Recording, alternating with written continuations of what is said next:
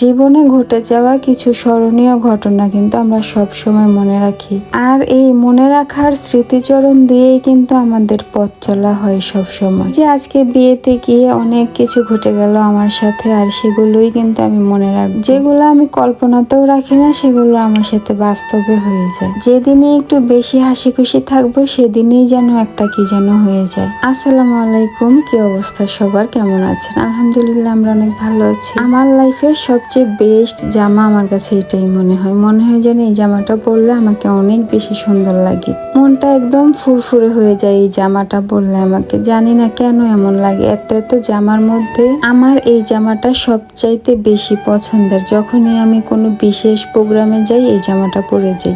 আজকে আমি যাচ্ছি কিছুক্ষণ হাসি খুশি থাকার জন্য, কিছু হাসি খুশি রাখার মানুষের কাছে, যাদের সাথে আমার কোনো রক্তের সম্পর্ক নেই, তবে তাদের সাথে থাকলে আমার অনেক বেশি শান্তি লাগে। মনে হয় ডিপ্রেশন একদম আমাকে ছুতেই পারলো না আজকে। তার উপর আজকে এত বেশি গরম পড়ছে, মানে আমরা মা ছেলে বের হয়ে তো একদম হাঁপিয়ে উঠছি।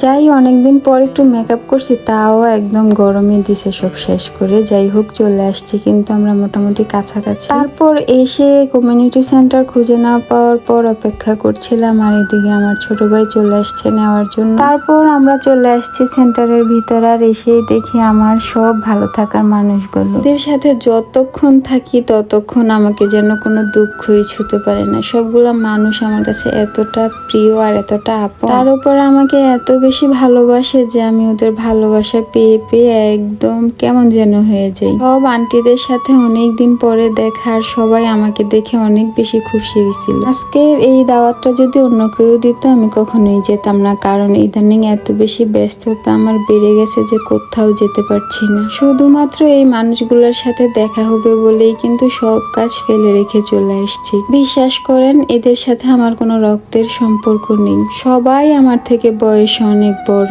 তবে আমার সাথে ওদের এতটাই মিল আর এতটাই আন্তরিকতা। এদের কাছে আসতে হলে আমার কোনো অনুষ্ঠান, কোনো দাওয়াত, কোনো প্রোগ্রাম, কোনো কিছুর প্রয়োজন হয় না। লাইফে অনেক মানুষের সাথে মিশছি, অনেক মানুষ জীবনে আসছে গেছে, বাট এই মানুষগুলোর মতো মানুষ আমার লাইফে আর আসেনি, আর কখনো আসবেও না, আর আমি আসতে দিবও না। কারণ সবাই এইরকম নিঃস্বার্থভাবে ভালোবাসা দেখাতে পারে, বাট সত্যিকার অর্থে কেউ বাসতে পারে না। লাইফে বেশিরভাগ মানুষই পাইছি যারা এত বেশি আপন সাজে, বাট সময় মতো যেন নিজেদের রূপটা বদলে নেয়। এই রূপ বদলের যুগেও কিন্তু এদের সাথে আমার পথ চলা 10 বছরেরও বেশি। যাদের সাথে সেই প্রথম থেকে আজ পর্যন্ত কিন্তু একই রকম ভালোবাসা রয়ে গেছে। আশা করি কখনো এটা নষ্ট হবে না, ইনশাল্লাহ নষ্ট হতে দিব না কখনো। যাই হোক, সবার সাথে ছবি টবি তুলে দেখা টেখা করে দেন খেতে বসে পড়লাম। বিয়ে বাড়িতে আসছি, ভরপুর পেট পুরে খেতে হবে কিন্তু। আর খেতে বসে আমার ছেলে অনেক ডিস্টার্ব করছিল। অনেক বড় করে একটা সেন্টারের মধ্যে আয়োজন করা হয়েছিল বিয়ের অনুষ্ঠানটা, তবে এখানে একটা বিয়ে না, 2টা বিয়ের অনুষ্ঠান ছিল।